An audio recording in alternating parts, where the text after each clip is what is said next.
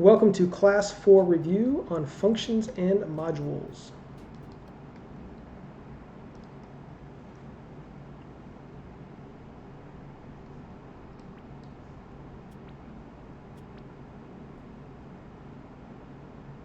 Okay, what is the purpose of defining a function in Python? To declare variables, to perform mathematical calculations, to encapsulate reusable code, to import modules. What is the purpose of defining a function?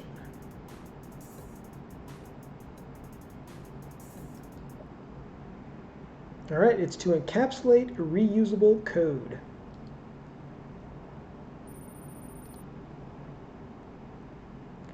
How do you define a function in Python? Def function underscore name colon, define function underscore name parentheses colon, function space function name parentheses colon, def function underscore name parentheses colon. We define it with the def, which is the reserved keyword.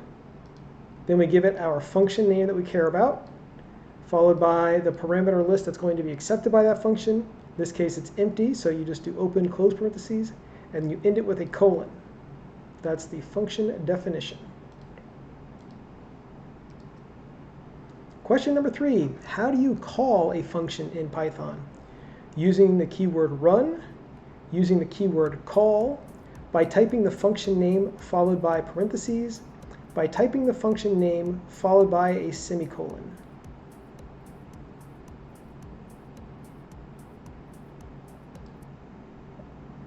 All right, we're going to call it by using the function name and then followed by parentheses after the function name.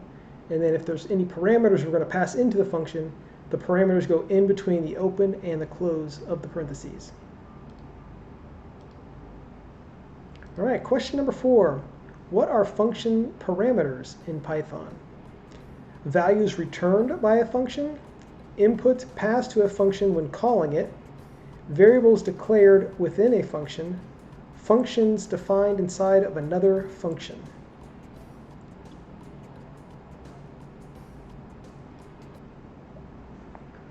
All right, those are the inputs that get passed into a function when you instantiate that function or when you call that function.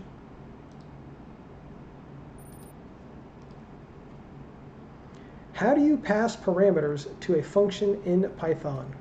By enclosing the values in square brackets, by separating the values with commas, by using the pass keyword before the values, by specifying the parameters in curly braces.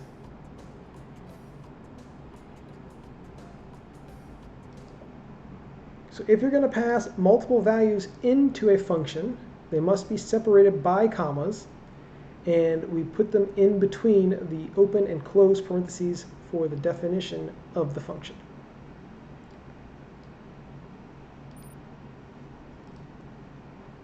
What is the scope of a variable declared inside a function in Python?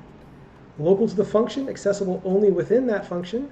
Global to the program, accessible from anywhere in the code. Restricted to a specific module, accessible within the module. Limited to the block of code where it is defined.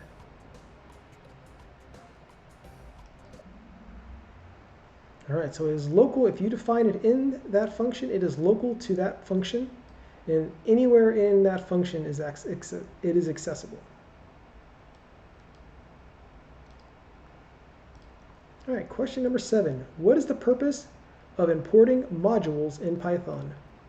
Is that to help define functions, to call functions, to encapsulate code, to access additional functionality?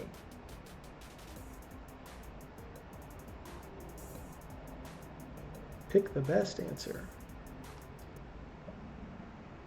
All right, so we get extra functionality based on whatever's in that module. But others that probably chose to encapsulate code, you could also argue that modules do encapsulate code based on them being in a module.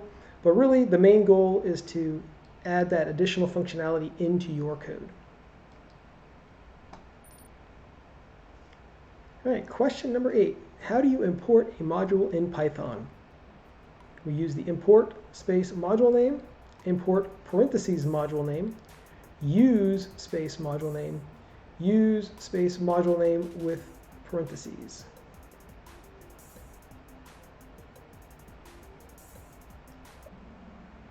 All right, we're going to use the import, which is a reserved keyword in Python, followed by space, then the module name, and then the file is going to end in a .py, but since it always ends in a .py, we leave that .py off, and we just do the name of the file. It's different than method calls, which you would actually pass in with parentheses. So this is how you would do it if it was a method call or a function call, but it's not. We're importing a whole module. Okay, question number 9. What is the purpose of using libraries in Python? To import built-in functions, to extend the functionality of Python, to define variables, to create modules. What is the purpose of using libraries?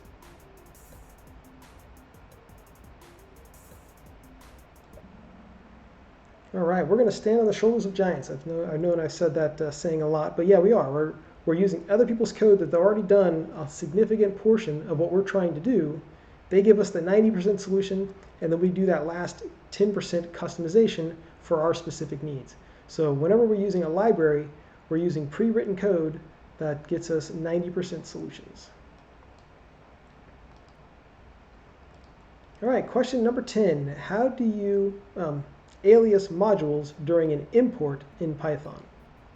By using the as keyword followed by the desired alias, by enclosing the module name in quotation marks, by separating the module name with a period, by adding an underscore before the module name.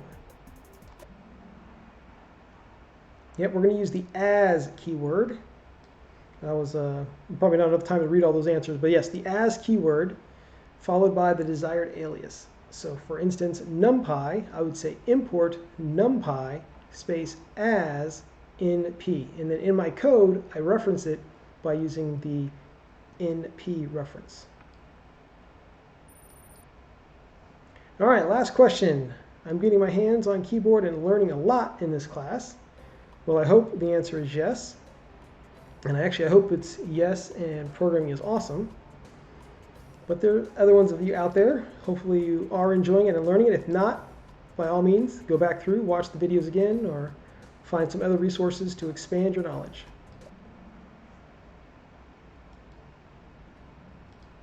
Alrighty, that is our review. I will see you all for day 5.